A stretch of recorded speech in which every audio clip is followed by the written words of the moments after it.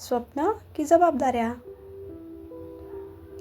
आरती खिडकीजवळ उभी होती. बाहेर संध्याकाळचा पाऊस पडत होता. पावसाच्या सरी जमिनीवर पडून विरून जात होत्या, पण तिच्या मनातले प्रश्न मात्र वर्षानुवर्ष साचत चालले होते.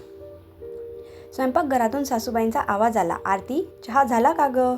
हो आई, आणते. तिने चहा गॅसवर ठेवला. तोच मोठा मुलगा म्हणाला, आई उद्या शाळेत प्रोजेक्ट आहे. लहान मुलगी मागून आली, आई माझी वही सापडत नाही. आरती दोघांचंही ऐकत होती. एका हाताने चहा ढवळत होती, दुसऱ्या हाताने मुलीची वही शोधत होती. हेच तिचं आयुष्य बनलं होतं. सकाळपासून रात्रीपर्यंत घर, मुलं, जबाबदाऱ्या. पण या सगळ्यात आरती कुठेतरी हरवली होती. आरती लहानपणापासून खूप हुशार होती. वडील लहानपणीच गेले होते. आईने शिवणकाम करून आणि घरची कामं करून 2 मुलींना वाढवलं होतं. ती नेहमी म्हणायची, माझ्या मुलींनी कोणासमोर हात पसरू नयेत, स्वतःच्या पायावर उभं राहावं. आरतीने आईचे शब्द मनात साठवून ठेवले होते. शिक्षण पूर्ण झाल्यावर तिने स्पर्धा परीक्षांची तयारी सुरू केली. तिच्या डोळ्यात मोठी स्वप्न होती. तिला अधिकारी व्हायचं होतं. तिला स्वतःच्या नावाने ओळख निर्माण करायची होती. वर्षामागून वर्ष जात होती. एक परीक्षा, एक अपयश, पुन्हा अभ्यास, पुन्हा प्रयत्न, पुन्हा अपयश. तिच्या मैत्रिणी नोकऱ्यांमध्ये स्थिरावत होत्या. काहींची लग्न झाली होती, काहींची मुलंही झाली होती. पण आरती अजूनही एका मोठ्या स्वप्नाच्या मागे धावत होती. एक दिवस आई शांतपणे म्हणाली, बाळा, आता लग्नाचं बघूया का? आरती काही बोलली नाही, कारण तिलाही जाणवत होतं की वेळ पुढे निघून जात आहे. काही महिन्यांनी एक चांगलं स्थळ आलं. घर श्रीमंत होतं, माणसं सुसंस्कृत वाटत होती, मुलगा समजूतदार वाटत होता. आईलाही ते स्थळ आवडलं आणि आरतीचं लग्न झालं. सुरुवातीचे काही महिने खूप छान गेले. नवीन घर, नवीन माणसं, नवीन आयुष्य. तिला कुठल्याच गोष्टीची कमतरता नव्हती. जे मागेल ते मिळत होतं. पण एक गोष्ट मात्र मिळत नव्हती, स्वतःची ओळख.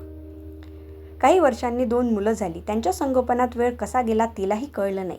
पण मुलं थोडी मोठी झाल्यावर तिच्या मनात पुन्हा एक विचार डोकावू लागला, मी पुन्हा नोकरी करू शकते का? एक दिवस रात्री जेवण झाल्यावर तिने नवऱ्याजवळ विषय काढला, मला काहीतरी काम करायचं आहे. नवरा तिच्याकडे पाहत म्हणाला, कशासाठी? पैशासाठी नाही. ती हसत म्हणाली, मला स्वतःसाठी. नवरा काही बोलला नाही. आरतीला वाटलं कदाचित तो तयार होईल. पण दुसऱ्याच दिवशी वास्तव समोर आलं. सासूबाईंनी स्पष्ट सांगितलं, आम्ही मुलांना सांभाळणार नाही. सासरे म्हणाले, आता या वयात आम्हाला ते जमत नाही. नवरा म्हणाला, मुलांना पाळणाघरात ठेवणं मला आवडत नाही. आरती गप्प बसली, कारण प्रत्येकाचं म्हणणं वरवर पाहतात चुकीचं नव्हतं. पण मग तिच्या स्वप्नांचं काय? काही दिवसांनी तिने पुन्हा प्रयत्न केला. घरकामासाठी मदतनीस ठेवूया? नवरा म्हणाला, ठेव, पण तिचा खर्च तू कमवलेल्या पैशातून कर. त्या रात्री ती बराच वेळ जागी होती. तिने कागदावर हिशोब लिहिला. पगार 20,000, मदतनीस 6,000, मुलांचा खर्च 5,000, प्रवास 2,000, इतर खर्च 2,000. हातात किती उरणार? फारसं काही नाही. मग प्रश्न पडला, हे सगळं करून मी नेमकं काय मिळवणार? पैसे कमी जास्त मिळतील, पण घरातील टोमणे, मुलांकडे दुर्लक्ष केल्याचे आरोप, घर नीट सांभाळलं नाही म्हणून ऐकावं लागणारं बोलणं, त्याचं काय? एक दिवस तिचा मोठा मुलगा तापाने आजारी पडला. ती पूर्ण रात्र जागी होती. सकाळी मुलाचा ताप उतरला. मुलगा तिचा हात पकडून म्हणाला, आई, तू माझ्याजवळ असतेस ना तेव्हा मला काहीच भीती वाटत नाही. आरतीच्या डोळ्यात पाणी आलं. त्या दिवशी तिने स्वतःला एक प्रश्न विचारला, मी नोकरी करते का नाही हा खरा प्रश्न आहे का? उत्तर होतं नाही. खरा प्रश्न होत्या, माझ्या निर्णयांना आदर होतो का? माझ्या इच्छांना किंमत आहे का? एक दिवस तिची कॉलेजमधली मैत्रीण भेटली. ती मोठ्या कंपनीत काम करत होती. छान पगार, मोठं पद, आत्मविश्वासपूर्ण व्यक्तिमत्व. गप्पा मारताना तिने विचारलं, आरती, तू काय करतेस सध्या? आरती काही क्षण शांत राहिली. मग हसून म्हणाली, घर सांभाळते. मैत्रीण निघून गेल्यावर आरती बराच वेळ विचार करत बसली. तिला तिच्या मैत्रिणीचा हेवा वाटत नव्हता, पण स्वतःच्या अपूर्ण स्वप्नांची खंत मात्र वाटत होती.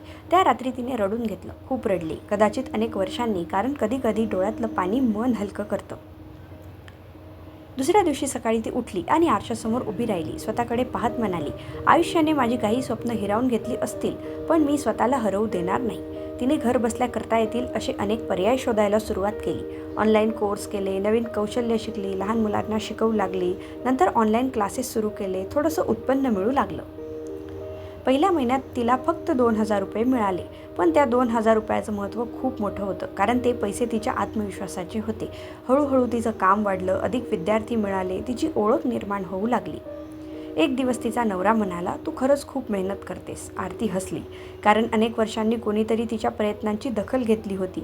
आजही आरती पूर्ण वेळ नोकरी करत नाही. ती अधिकारी झाली नाही, मोठ्या पदावर पोहोचली नाही, पण ती स्वतःला हरवूनही बसली नाही. तिने परिस्थितीशी भांडण केलं नाही, पण परिस्थितीपुढे हारही मानली नाही. तिने एक मधला मार्ग शोधला. कारण प्रत्येक स्त्रीची लढाई सारखी नसते. काही स्त्रिया घराबाहेर पडून स्वप्न पूर्ण करतात, काही घरात राहून नवीन वाट तयार करतात आणि काही स्त्रिया अजूनही योग्य साथ मिळण्याची वाट पाहत असतात. आजही अनेक घरात स्त्रियांना विचारलं जातं, नोकरीची गरज काय आहे?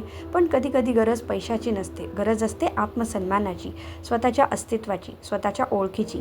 एका स्त्रीला फक्त परवानगी नको असते, तिला साथ हवी असते, विश्वास हवा असतो, तिच्या स्वप्नांनाही घरात जागा हवी असते. कारण संसार फक्त तिची जबाबदारी नसते, तो सगळ्यांचा असतो. कथेचा संदेश: स्त्रीने स्वप्न सोडावीत किंवा घर सोडावं एवढेच 2 पर्याय नसतात. कधी कधी तिसरा मार्गही असतो, संवाद, सहकार्य आणि परिस्थितीनुसार स्वतःची नवी ओळख निर्माण करण्याचा. तुमच्या मते आरतीने योग्य निर्णय घेतला का? तुमचं मत कमेंटमध्ये नक्की लिहा.